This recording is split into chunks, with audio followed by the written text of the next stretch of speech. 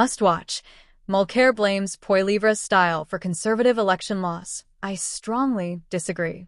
In the wake of the April 2025 federal election, political analysts sought to explain the Conservative Party's defeat.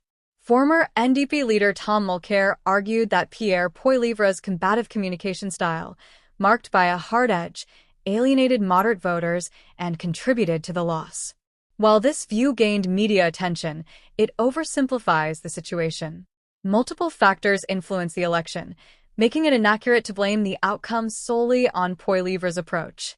Understanding the defeat requires examining the broader political, social, and economic landscape. Poilievre's style is assertive and confrontational, directly challenging the political establishment and existing policies.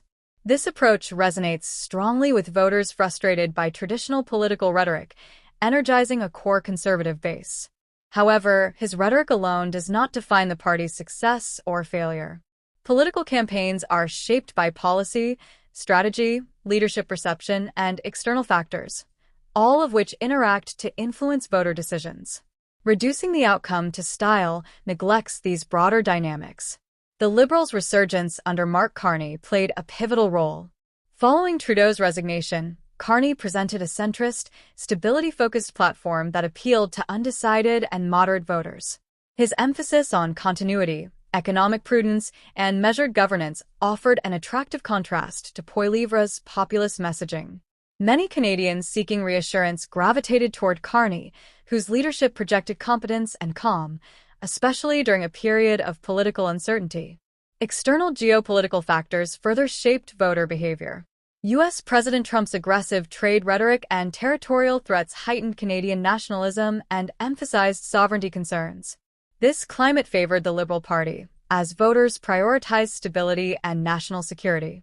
While Poilievre's messaging energized his supporters, these external pressures shifted the broader electorate toward a party perceived as able to safeguard Canadian interests effectively. Media coverage also affected public perception.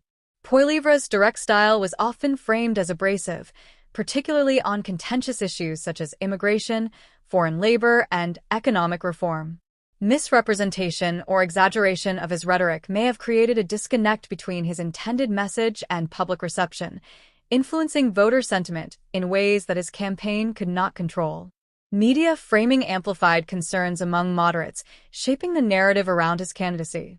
Poilievre's communication style, while undeniably bold and direct, represents only one facet of a highly complex electoral landscape.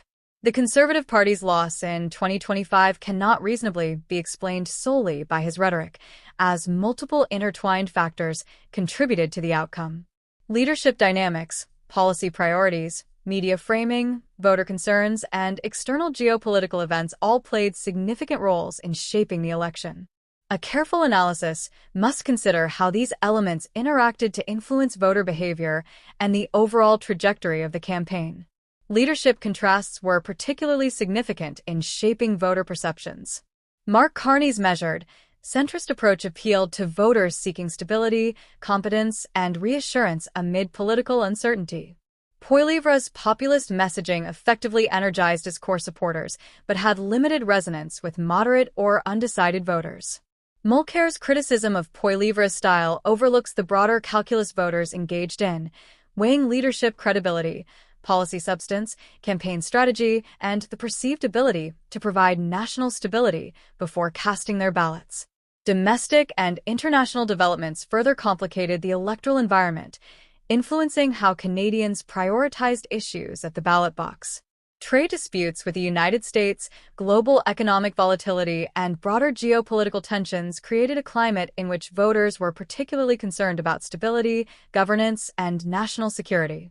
Under these conditions, the Liberal Party's emphasis on steady, pragmatic governance resonated more strongly, while the Conservative Party faced the difficult challenge of balancing its base-mobilizing rhetoric with the need to appeal to moderates, focused on preserving economic and political equilibrium.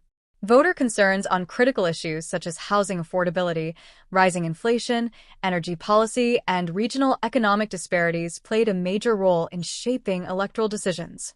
While Poilievre addressed these challenges with directness and urgency, many Canadians were drawn to Carney's more moderate, pragmatic, and solutions-focused approach. These comparative evaluations, rather than Poilievre's confrontational rhetoric alone, shaped voter behavior, highlighting that perceived competence in addressing real-world problems often outweighs style in determining electoral outcomes.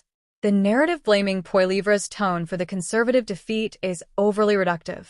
Elections are complex processes influenced by multiple interacting factors, including leadership qualities, policy proposals, media framing, and voter priorities.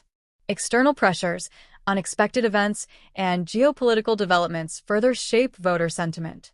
Reducing the outcome to style alone ignores the broader context, oversimplifying a multifaceted situation. Recognizing these interacting elements provides a clearer and more balanced perspective on the election's dynamics.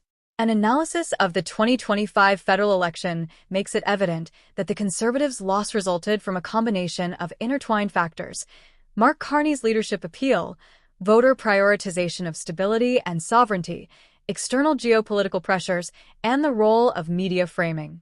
While Poilievre's assertive communication style influenced public perception, it was far from the decisive factor. A nuanced assessment that considers all these elements offers a more accurate understanding of why the Conservatives were unable to secure victory and reflects the complexity of voter decision-making. Ultimately, Mulcair's critique represents only one lens through which to interpret the results. A complete understanding requires acknowledging the interaction of leadership, policy, external events, media, and voter priorities. By appreciating this complexity, we can better understand why the Conservatives were unable to secure victory in 2025, moving beyond the idea that style alone determined the outcome. Electoral results are shaped by multiple, interconnected forces. While Poilievre's assertive style is a noteworthy aspect of the campaign, it was only one factor among many. Recognizing the full spectrum of influences, including leadership contrasts, voter concerns, media framing, and external events, is essential to understanding Canadian elections in their entirety, fostering informed discussion and analysis.